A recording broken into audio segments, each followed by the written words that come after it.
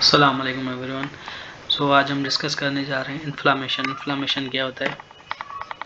Inflammation is one of the most important pathological condition. एक pathological condition होती है, कोई भी हमें इंजरी होती है किसी भी टिश्यू में, किसी भी ऑर्गन में, तो हमें क्या देखने को मिलता है, इन्फ्लामेशन देखने को मिलता है। तो इन्फ्लामेशन क्या होता है कि एक डिफेंस मैकेनिज्म होता है हमारे पास, जो कि इम्यून सिस्टम की तरफ से किया जाता है। It is a response of the vascular connective tissue. जो हमारे पास वेजल्स में कनेक्टिव टिश्यू मतलब जो ब्लड होता है हमारे पास, किसी भी इंजरी, कोई भी इंजरी होता है तो उसका रेस्पॉन्स होता है, हमारे ब्लड का रेस्पॉन्स होता है। रिगार्डलेस ऑफ द कॉज, कोई भी कॉज हो सकता है, उसका ट्रामा हो सकता है, केमिकल्स होता है, केमिकल्स की वजह से जो है वो इन्फ्लामेशन हो सकती है। कोई भी स्ट्रॉन्ग एसिड है, अल्कलीज है, माइक्रो ऑर्गेनिज्म है, तो कोई भी वजह हो सकती है।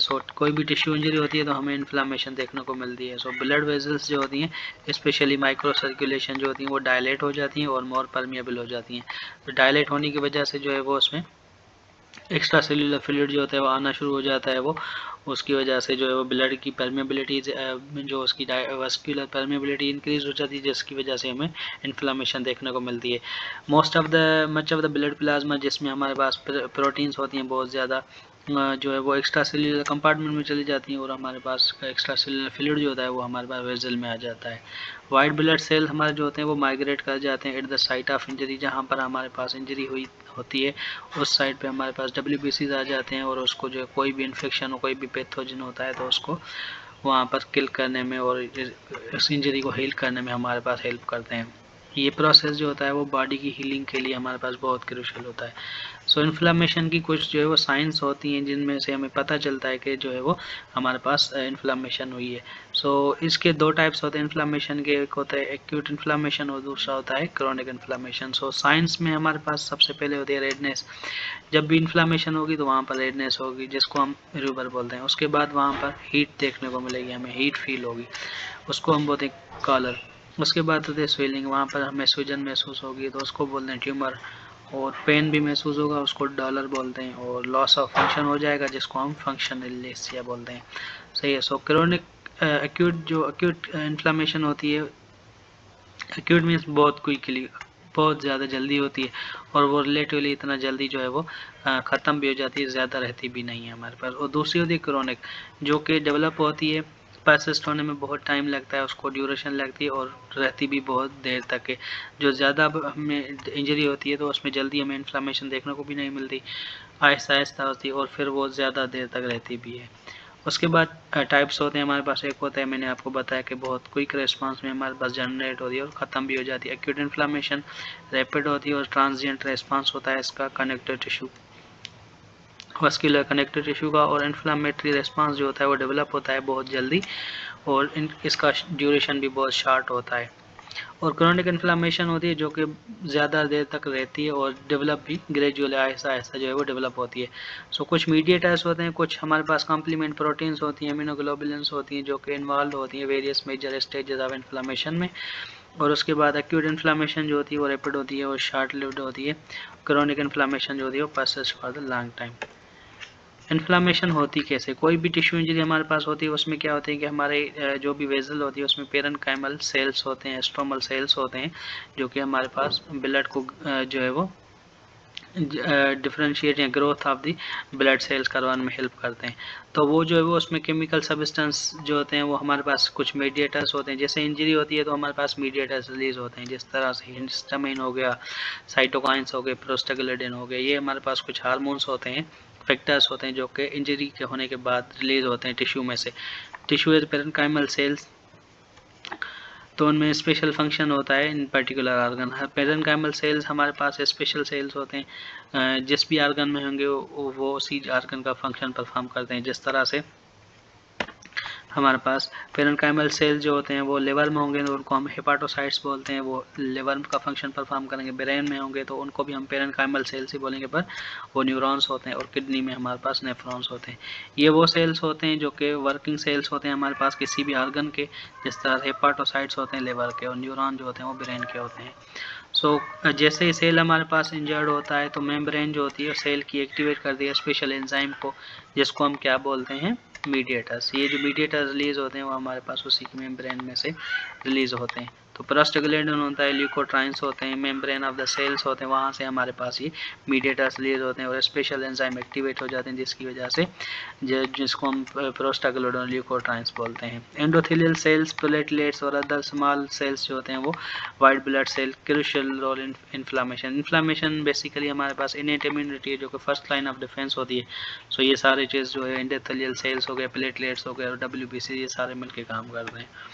और हमारे पास होते हैं मास्ट सेल जो कि इंजर्ड होते हैं तो क्या रिलीज करते हैं, हिस्टामाइन रिलीज करते हैं। ये आपको पता है कि एक हार्मोन्स होते हैं जो कि हमारे पास एलर्जिक रिएक्शन में भी रिलीज होते हैं। प्रोटियोलाइटिक एंजाइम होते हैं, प्रोस्टाग्लैंडिन होते हैं, ल्यूकोट्राइन्स और platelet activating factor. Inflammatory mediators क्या होते हैं, ये वो सब्सटेंस होते हैं जो कि वेरियस रोल परफॉर्म करते हैं इन्फ्लामेटरी रिस्पांस में। इनिशियली ये क्या करते हैं, act on the vascular smooth muscles पर। ये किस तरह से करते हैं कि ये ब्लड फ्लो को इंक्रीज करवा देते हैं, एनहांसिंग द वेस्कुलर परमिएबिलिटी। ये मीडिएटर्स जो होते हैं वो ब्लड फ्लो को इंक्रीज करवाते हैं। वेस्कुलर परमिएबिलिटी मतलब वेजल में जो होते हैं वो पोर्स वगैरह जो है वो उसमें पोर्स होते हैं, उनकी साइज़ जो है वो इनकी साइज़ इंक्रीज कर देते हैं पोर्स की, ताकि जो है वो इनमें blood flow extra cellular fluid ज़्यादा आ सके, ताकि उसकी जो है वो साइज़ इंक्रीज हो सके। और रिक्रूटिंग इम्यून सेल भी ज़्यादा आएंगे उस साइट ऑफ इंजरी पर, तो वहाँ पर हीलिंग होगी और जो भी हमें डिफेंस जो भी हमें इम्यून रिस्पांस जो है वो मिल सकेगा। मास्ट सेल क्या होते हैं, प्रेजेंट होते हैं throughout the connective tissue, blood में होते हैं और ये कंसंट्रेटेड होते हैं around the blood vessels, nerves और under and external internal lining of the body. ये बहुत सी सेंसिटिव होते हैं। उसके बाद एक्यूट इन्फ्लामेशन जो होती है वो उसमें दो इवेंट्स होते हैं, एक तो वेस्कुलर इवेंट्स होते हैं जो कि वेजल के अंदर हो रहे होते हैं जहाँ पर इंजरी होती है, और दूसरे होते हैं हमारे पास सेल्यूलर इवेंट जो कि ब्लड सेल में हमारे पास हो रहे होते हैं। सो पर्पस ऑफ इन्फ्लामेशन क्या होता है कि किसी भी जो भी काज ऑफ इंजरी हुआ है उसको रिमूव करना। जिस तरह से कोई भी पैथोजन आ गया है, कोई भी डैमेज सेल आ गए और initial the repair response initiate the repair process very fast. So ये हमारे पास इन्फ्लामेशन का जो है बेसिक फंक्शन होता है। सो एक्यूट इन्फ्लामेशन जो होती है वेस्कुलर इवेंट्स होते हैं और सेल्यूलर इवेंट्स होते हैं। वेस्कुलर इवेंट्स में हमारे पास जो कि वेजल्स में हो रहे होते हैं उसका पहला जो होता है फंक्शन क्या होता है कि वेजो कंस्ट्रक्शन। इनिशियल रिस्पांस जो होता है किसी भी वेस्कुलर इंजरी का, किसी भी जो वेजल जो होगी वो डैमेज होगी तो वो क्या हो जाएगी, कंस्ट्रिक्ट हो जाएगी।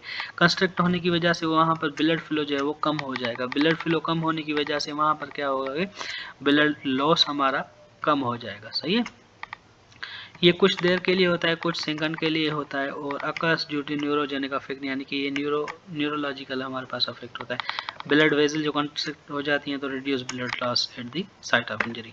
और दूसरा होता है वेजो डायलेशन। उसके बाद कुछ देर के बाद क्या होता है कि वेजो कंस्ट्रक्शन के बाद ब्लड वेजल जो होती है वो वाइडन हो जाती है। वाइडन होने की इससे क्या होता है कि वेजो डायलेटर्स क्या करते हैं कि हर किसी वेजल में मैक्सिमम आ जाते हैं, और जिस तरह से हमारे पास आर्टीरियल में बहुत ज़्यादा आ जाते हैं तो उसमें क्या होता है कि स्मूथ मसल होते हैं, वो स्मूथ मसल के होने की वजह से आर्टीरियल जो होते हैं वो बहुत ज़्यादा डायलेट कर जाते हैं। उसमें क्या होता है कि ब्लड सप्लाई ज़्यादा हो जाती है इंजर्ड टिश्यू पर और केमिकल मीडिएटर्स भी आना शुरू हो जाते हैं। स्मूथ मसल को क्या करवा देते हैं, रिलैक्स करवा देते हैं और फिर हमें क्या मिलती है देखने को, वीजो डायलेशन। और फिर वीजो डायलेशन होगी तो हमारे पास हाइड्रोस्टैटिक प्रेशर भी बढ़ जाएगा। वीजो डायलेशन होने की वजह से अफेक्टेड एरिया जो होगी वो रेड हो जाएगी, वो वार्म हो जाएगी, जिसको हम रेड को र्यूबर बोलते हैं, और जो हमारे पास हीट जनरेट होगी तो उसको हम कॉलर बोलते हैं। सो इंक्रीज परमिएबिलिटी जब होगी, रिलीज ऑफ द मीडिएटर्स, जिस तरह से हमारे पास जो है वो इंजरी होगी, इंजरी होने के बाद वीजो कंस्ट्रक्शन होगी, वीजो कंस्ट्रक्शन के बाद ये देखिए यहाँ से लेके हमारे पास ये जो है वीजल जो है वो डायलेट हो रही है, यहाँ से वीजो डायलेशन हो रही है। तो यहाँ से जो है वो इंडोथेलियल सेल में से हमारे पास कुछ मीडिएटर्स रिलीज होंगे, मीडिएटर्स रिलीज होंगे तो वो वीजो डायलेशन करवाएंगे। एंडोथेलियल सेल्स होते हैं वो कॉन्ट्रैक्ट कर जाते हैं। एंडोथेलियल सेल जो होते हैं वो यहाँ पर देखिए कॉन्ट्रैक्ट कर जाते हैं, ये यहाँ पर ये कॉन्ट्रैक्ट कर दिया, यहाँ पर ये कॉन्ट्रैक्ट कर दिया, तो यहाँ से ये जो है वो पोर बन गया, ये पोर भी बन गया, तो इसमें से ये WBC जो है वो बाहर जाने लगते हैं। मास्ट सेल, पैथोजन, ये पैथोजन हमारे पास आ गए, ये हमारे पास इंजरी रही, तो इसके जो है वो बाहर जो है वो यहाँ पर अपना फंक्शन परफॉर्म करना शुरू कर देंगे, फेगोसाइटोसिस करेंगे।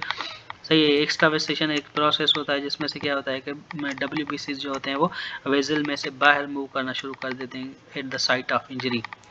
सो allowing the proteins and fluids leak into the surrounding tissue, किसी भी यहाँ से जो है वो प्रोटीन्स और बाकी चीज़ें सारी जो है वो लीक करना शुरू कर देंगे। एंडोथेलियल डैमेज जो होता है, किसी भी जो वेजल डैमेज जो है वो हमारे पास स्किन डैमेज होती है तो वाइट ब्लड सेल जो होते हैं वो डायरेक्टली अफेक्ट करते हैं एंडोथेलियम को और leading to further damage and contributing increase permeability को इंक्रीज कर देते हैं। उसके बाद क्या होता है कि वेजोडाइलेशन की वजह से, इंक्रीज परमेबिलिटी की वजह से वाटर जो है वो लीक होना शुरू हो जाता है हमारे पास वेजल से। उसके बाद थिकनिंग ऑफ द ब्लड हो जाता है at the site of injury, increasing the risk of clot formation, वहाँ पर जो है वो क्लॉट फॉर्मेशन हो जाती है जिसकी वजह से हमारी इंजरी जो है वो हील करना शुरू कर जाती है। स्ट्रेसेस जो होती है वो फैसिलिटेट करती है माइग्रेशन ऑफ डब्ल्यूबीसीज को जो है वो माइग्रेशन ज़्यादा होगी तो वहाँ पर जो है वो अलोइंग द डब्ल्यूबीसीज move closer to the vessel wall, वहाँ पर जो है वो आहिस्ता आहिस्ता जो है वो डब्ल्यूबीसीज को ज़्यादा मूव करवाएगी टूवर्ड्स दी वेजल में से फिर वो बाहर निकल के at the site of injury जाकर वहाँ पर अपना फंक्शन परफॉर्म करेंगे and eventually migrate out the blood stream में चले जाएंगे at the site of inflammation और इंजरी वाली साइड पे चले जाएंगे और वहाँ पर जाकर अपना फंक्शन परफॉर्म करेंगे।